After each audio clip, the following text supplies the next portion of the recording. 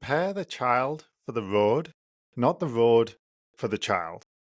What does this mean, and what does it have to do with runner's knee?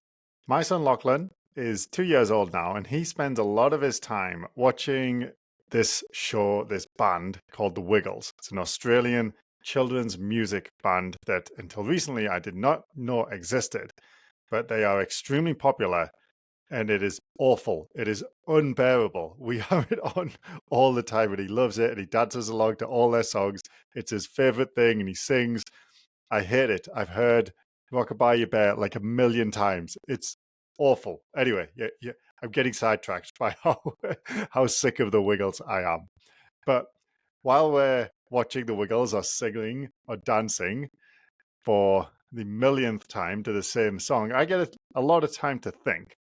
And because I'm with Lachlan when I'm doing this, I tend to do what most parents do when they think about their kids. I worry. I worry about the economy. I worry about global warming. I worry about overpopulation. I worry about cryptocurrencies. I worry about artificial intelligence and social media. I worry about sugar addictions and um, I worry about the rising cost of higher education. I worry about inflation.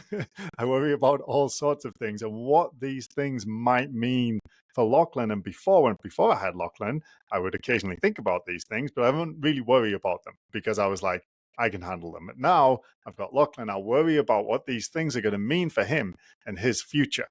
In fact, I have an almost infinite supply of things that I worry about for Lachlan's future. And when I do, when I sort of come out of the worry spiral, I try and remind myself, or at least that phrase, that old proverb that I mentioned at the start, that comes to mind quite often. Prepare the child for the road, not the road for the child.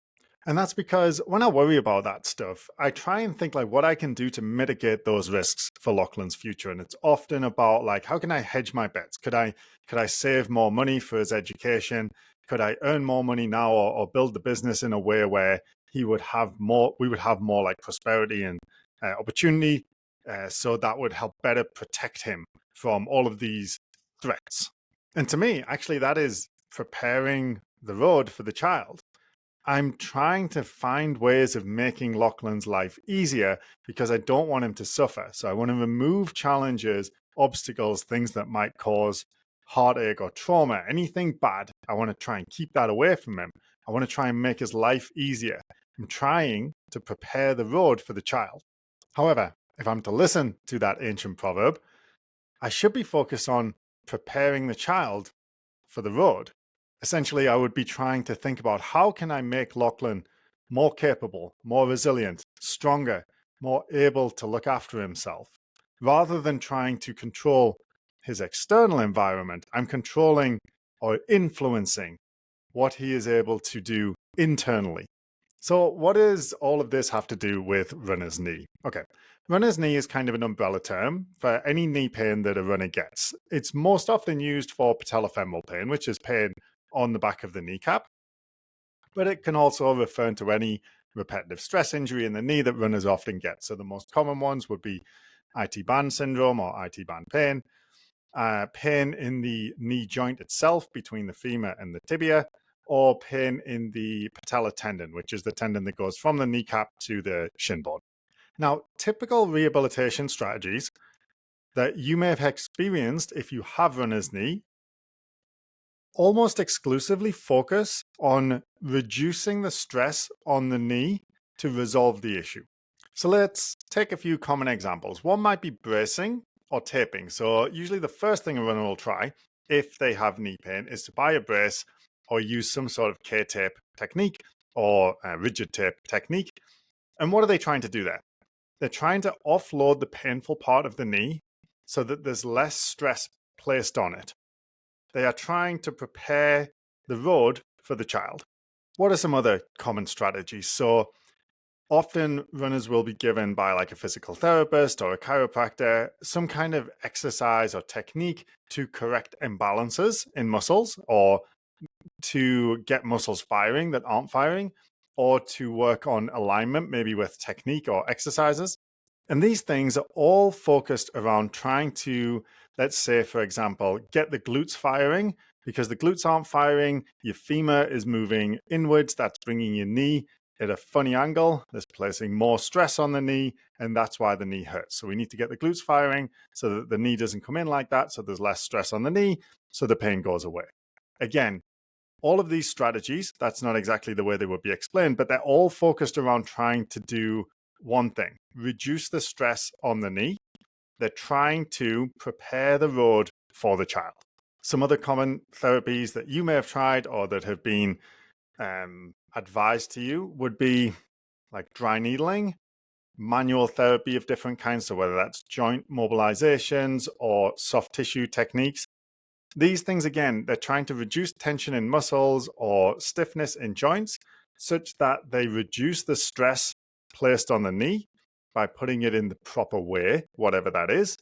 And that will reduce the stress and that will address the problem. That will get rid of the pain. Once again, reducing the stress on the knee, trying to prepare the road for the child. But what's the alternative? How do we prepare the child for the road in this example? Well, if the proverb is trying to tell us that we need to prepare the child for the road and make the child stronger, more resilient, more skillful, more capable, so that it can encounter things on the road and deal with them. In this example, we will be thinking about things that we can do to make the knee itself and those tissues that we're talking about, the back of the kneecap, the knee joint, the patella tendon, the IT band, making those tissues, that's what they are, they're tissues, stronger, more resilient, more capable, and better able to handle the stresses of running. So how do we do that?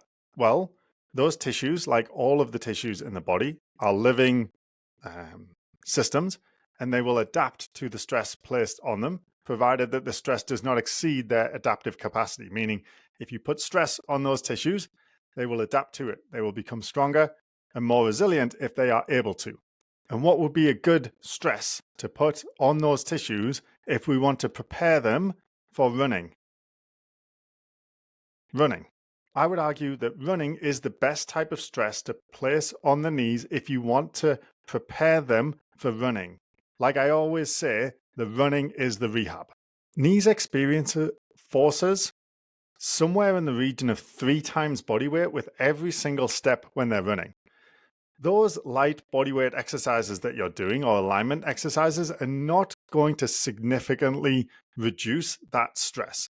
What we need to do is make sure that those tissues are tough enough, resilient enough, strong enough to handle that stress. And running is the best tool that we have in our tool belt in order to get them to do that. Now, you might say, what if I can't run? In fact, I can't run. That's the whole problem. How am I supposed to make my knees stronger and more resilient with running if I can't run because my knees hurt? And I would say that I can't run is an incomplete statement. What we need to do is put a duration on the end of it. So I can't run for 2 hours. I can't run for 1 hour. I can't run for 10 minutes. I can't run for 2 minutes. I can't run for 10 seconds. I can't run for 1 second. So these are all very different situations. So when we say, I can't run, we need to know how much, because you can always run a bit, even if it's a teeny tiny bit. And I would liken this to, again, to Lachlan, right? He's 2 years old. Preparing the child for the road, he's not at the stage where I can set him out on life's open road on his own just yet. He needs a lot of help.